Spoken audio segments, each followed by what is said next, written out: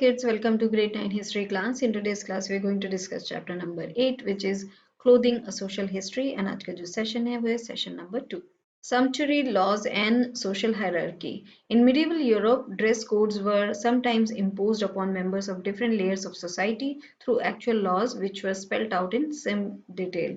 तो medieval Europe में अगर हम लोग बात करें तो उस टाइम जो ड्रेस कोड थे वो कभी कभी ऐसा होता था कि उनको इम्पोज किया जाता था ऑन जो different different layers of society होते थे उनके ऊपर इम्पोज किया जाता था कि वो किस तरीके के कपड़े उनको पहनने चाहिए और वो उनको इम्पोज किया जाता था एक्चुअली लॉज बनाए जाते थे और जिनमें ये डिटेल दिया जाता था कि जिस तरीके के कपड़े पहनने हैं जिस सोसाइटी को पहनने किस तरीके से सोसाइटी को अलग अलग तरीके से लॉज बना के यहाँ पे उन पे ड्रेसिंग जो कोड है उसको इम्पोज किया जाता था. From about 1294 to time of the French Revolution in 1789, the people of France were expected to strictly follow what were known as sumptuary laws. तो अगर हम लोग बात करें it goes back to 1294 से हम लोग देखें फ्रेंच रेवोल्यूशन तक का जो टाइम था 1789 तक जो लोग थे फ्रांस के उनको एक्सपेक्ट किया जाता था कि वो स्ट्रिक्टली फॉलो करें उन लॉज को जिनको बोला जाता था sumptuary laws.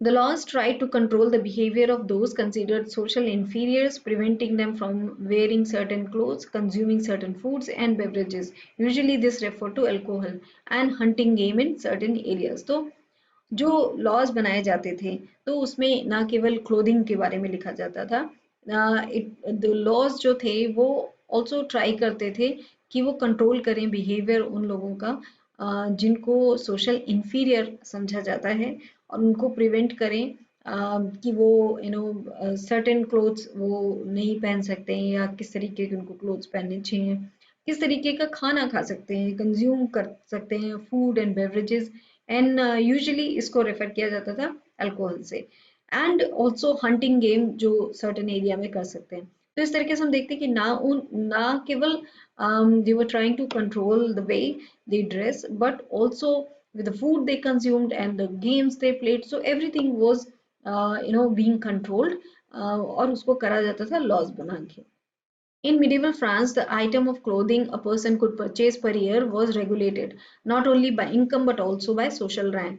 The material to be used for clothing was also legally prescribed. तो हम लोग इस तरीके से अब देखते हैं कि किस तरीके से क्लोथिंग जो हमारी है वो शुरू हुई and we can't even think कि ये सारी चीज़ें अब हो सकती हैं.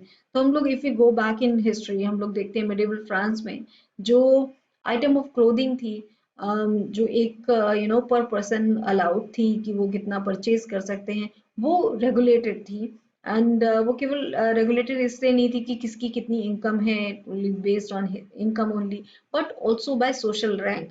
तो उनकी सोशल रैंक क्या है इस पे भी बेस होता था एंड ऑल्सो इनकम. जो मटेरियल यूज किया जाता था क्लोथिंग के लिए वो भी लीगली प्रिस्क्राइब होता था. तो अभी के टाइम में if we see all these things हम लोगों को we won't even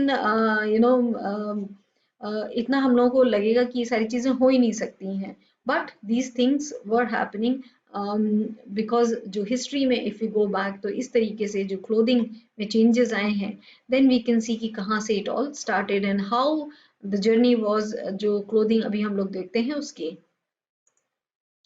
Only royalty could wear expensive materials like ermine and fur or silk, velvet and brocade. Other classes were debarred from clothing themselves with materials that were associated with the aristocracy. तो only जो royalty लोग होते थे वो केवल expensive material पहन सकते थे like ermine और fur, silk, velvet and brocade. तो ये सारे जो clothes थे उनको माना जाता था कि ये बहुत expensive है और उनको केवल royalty ही पहन सकते थे. Other classes जो थे they were debarred from clothing themselves उन मटेरियल से जो कि एसोसिएटेड थे एरिस्टोक्रेसी के साथ. The French Revolution ended these distinctions. तो फ्रेंच रिवोल्यूशन जब हुआ तो उससे ये सारी जो चीजें हैं वो चेंज हो गई. Members of the Jacobins clubs even called themselves the sans cloutons to distinguish themselves from the aristocracy and who wore the fashionable knee breeches.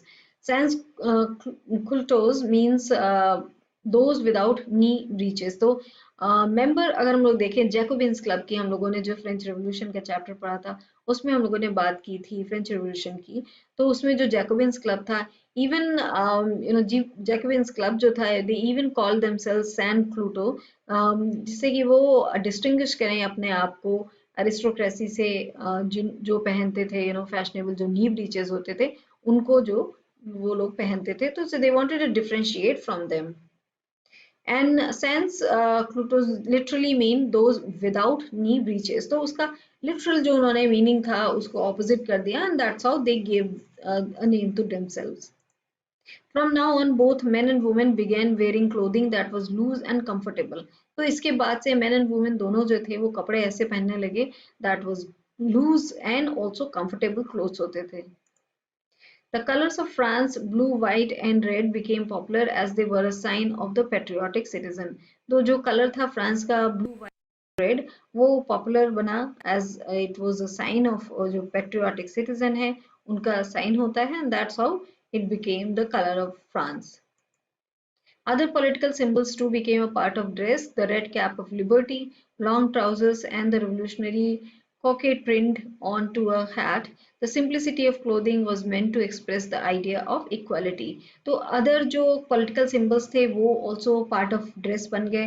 जो red cap था liberty का, long trousers थे, and जो revolutionary cockade pinned onto a hat जो है वो भी इसका part बना. जो simplicity की थी clothing की, and that was meant to express की आइडिया ऑफ जो इक्वालिटी है उसको दिखाने के लिए सिंप्लिसिटी थी क्लोथिंग में. So that's all we have discussed in this session of जो क्लोथिंग की हिस्ट्री है उसके बारे में जो हम लोग डिस्कस करें, उसमें इस सेशन में हम लोगों ने देखा कि किस तरीके से चीज़ें started changing, and how history में हाउ इट वाज ऑल, किस तरीके से चीज़ें were so different in history when it comes to clothing. So that's all for this session. Thank you.